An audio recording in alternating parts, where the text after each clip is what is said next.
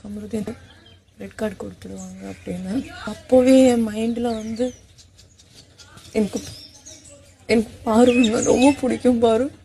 நான் உங்ககிட்ட சொன்னது எல்லாமே உண்மைதான். நான் நிஜமா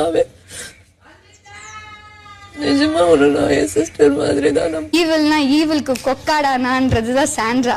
பேய்க்கே பேய் பெரிய பேய் அப்படின்னா அவங்க தான். சாண்ட்ராக்கு சீரியல் வாய்ப்புகள் கூவியும் இதான் அந்த நம்ம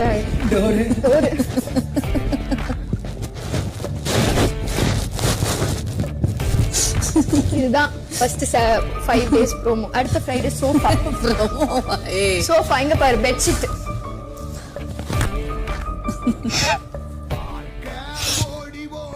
இதுதான் அடுத்தது என்னால பண்ண முடியாது. அடுத்தது வந்து நீ வேற ரகம். இந்த கிளவி இருந்து ஊர் கிளவி எல்லாம் பொண்ணுறது. நீங்களே பிக் பாஸ் விளையாண்டு உங்களுக்குள்ளேயே வந்து கோப்பையை மாத்திக்கோங்க. எங்கள் வீட்டில் எல்லா நாளும் கார்த்திகை.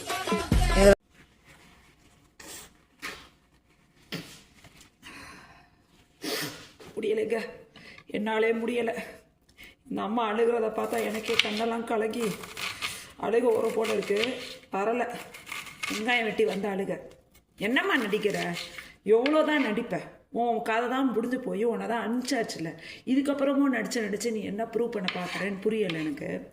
நீ இன்னும் புருஷனை பண்ணுற கிரிஞ்சு வேலை இந்த மாதிரி அழுது நீ சொல்லிட்டீங்கன்னா நீ வந்து இனிமேல் உனக்கு வந்து வெளில வந்து மரியாதையும் மதிப்பும் லவ்வும் கிடச்சிரும்னு நினச்சிங்கன்னா யூர் ராங்.